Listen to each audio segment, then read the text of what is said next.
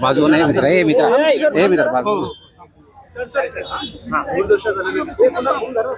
वर्ष मला वाटतं एक शहर घाण होत चाललंय आपलं. मी आता येताना बघितलं एक पॅच कॉन्क्रीटचा होता, एक काहीतरी डांबराचा होता आणि त्याच्यामध्येच कुठेतरी पेवर ब्लॉक होता.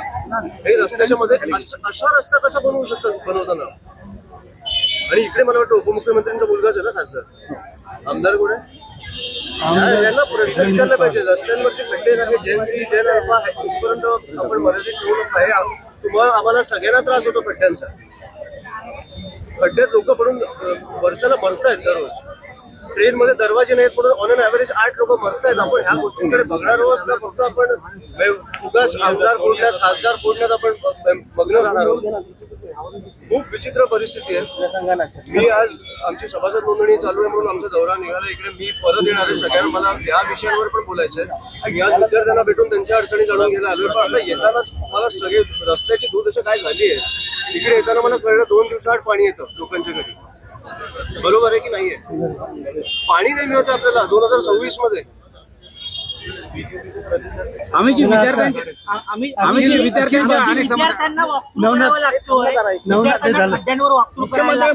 ही परिस्थिती आली मला वाटतं पत्रकार सगळ्यांनी सरकारला प्रश्न विचारले पाहिजेत. हे आपण आपल्या मतांमध्ये खेळत नको राहूया. याला सरकारने उत्तरं दिली पाहिजेत. कारण ह्या लोकांनी त्यांना बसवलंय, तुम्ही त्यांना बसवलंय तिकडे. अकाउंटेबिलिटी पाहिजे, आन्सरेबल पाहिजे. अखिल भारतीय विद्यार्थी सेनेच्या परिषदेवरती टीका करण्यापेक्षा स्वतःच्या भाषा कौशल्यावरती लक्ष द्यावे असं नवनाथ बन आपल्याला सांगतात. काय त्यांना आम्ही मुलीमध्ये एंट्री केली. 2 तास लागले पोचायला मस्त. आम्ही अमृता फडणवीस खड्ड्यांकरता मी बोललो आता. एका रस्त्यावर कॉन्क्रीट डांबर आणि पेवर ब्लॉक हे एका रस्त्यावर तुम्हाला कसं दिसू शकतो मला कळत नाही. तो कॉन्ट्रॅक्टर काय करतो, त्याला अजूनही कॉन्ट्रॅक्ट का मिळतात आपण हे प्रश्न मला वाटतं सरकारला. कल्याण डोंबिवली महानगरपालिकेमध्ये सत्तेमध्ये आपला पक्ष देखील आहे. सरकार कोणाची आहे इथे कल्याण डोंबिवली मधले महानगरपालिका किती नगरसेवक आहेत सत्तेमध्ये आहात ना. किती नगरसेवक आहेत? नगरसेवकांनी देखील बोललं पाहिजे. अच्छा मग त्यांचा आकडा आणि आमचा आकडा तुम्ही आता मोजताय.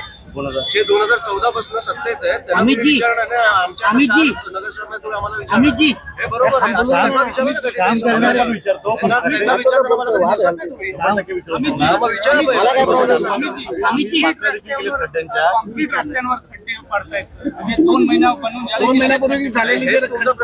नाशिकमध्ये पण कामं बघा तुम्ही. हे मी तुम्हाला पण सांगतो. नाशिकमध्ये जेव्हा कम्प्लीट आमची सत्ता आली, एक हाती सत्ता आली तेव्हा 5 वर्ष एक खड्डा नव्हता नाशिकमध्ये. तिकडे पत्रकारांना सांगितलं जायचं की खड्ड्याचे फोटो पाठवा. ते बोलले आमच्याकडे खड्डेच नाही तर पाठवू काय. इकडे एक हाती सत्ता द्या मग तुम्हाला दाखवतो रस्ते कसे बनतात. जेव्हा सत्ता नव्हती तेव्हा अमृता फडणवीस या खड्ड्यांवर बोलत होत्या, आरजे गाणं करत होती. मात्र ते आता कुठेही बोलताना दिसत नाही. यावर आपलं मत. असं काही मत नाही. मला वाटतं हे प्रश्न त्यांना विचारावे, त्यांचे प्रश्न आहेत. आता तुम्ही विद्यार्थ्यांना या ठिकाणी काय नेमकं तुम्ही आता सांगाल आणि कशा पद्धतीचं मार्गदर्शन करण्याची अपेक्षा आता नवीन आंदोलन झालं. मला एक प्रश्नाचं उत्तर कंटिन्यू पण नको कंटिन्यू करू. मला ह्यांचं उत्तर देऊ द्या पहिलं. सो जेन्सी म्हणजे आता मी ज्या विद्यार्थ्यांना भेटतोय, मी मुंबईपासून हा दौरा चालू केलाय. ज्यांना भेटतोय त्यांचे विषय खूप सोपे आहेत. सहजपणे सोडवणारे आहेत. म्हणजे त्यांचा कॅन्टीनचा विषय असेल किंवा वॉशरूमचा विषय असेल. वॉशरूममध्ये साफ नाही आहे, कॅन्टीन हायजिनिक नाही आहे, फीजचा विषय असेल. आता मी सकाळी पण बोललो, चेतना कॉलेजच्या बाहेर गरजुल्ले होते. इकडे पण मला आता काही मुली बोलल्या की इकडे काही गरजुल्ले यांचे त्रास देतात. हे मला वाटतं हे आपण विषय तात्काळ लगेच सोडवले पाहिजे. हे 1-2 दिवसात संपवण्यासारखे विषय आहेत. आमची आता टीम इकडे पण लागेल. जशी चेतना कॉलेजच्या बाहेर लागली तशी इकडे पण लागणार. पोलिसांना सांगितलं जाणार पण पोलीस काही नाही करू शकले तर आम्ही आमच्या हातात घेणार.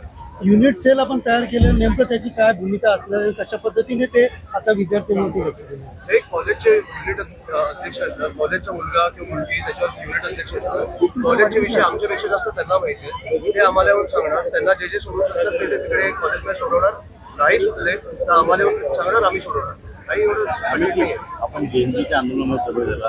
बऱ्याच प्रमाणामध्ये आपण दिल्लीला समोर देखील गेलो होता, दिल्ली देखील गेला होता. अभिजित दिपकेंना भेटला होता. एकंदर अभिजित दिपके व्यक्तिमत्व आणि त्यांच्याबद्दल काय झालं, कशा रीतीने आता हे पुढे, कारण आता बऱ्याच शाळेमध्ये जातात तिथे जाऊन ते फोन करतात की दुरावस्था वगैरे, तर त्यांनी जो पुढेचा मार्ग निवडलाय तो कशा रीतीने दिसतो? नाही, आम्ही आता कॉलेज लेवलला फिरतो तसं मला वाटतं तो महानगरपालिकेची शाळेत समोर त्याचे व्हिडिओज बघत असतो काय दशा झाली आपल्या महानगरपालिकेच्या शाळांची आणि उत्तम काम चालू आहे तसं. ते उद्धव ठाकरे म्हटले होते की ते विष्णूचे अवतार आहेत. ते त्यांचा प्रश्न ठरवायचा. थँक्यू. बस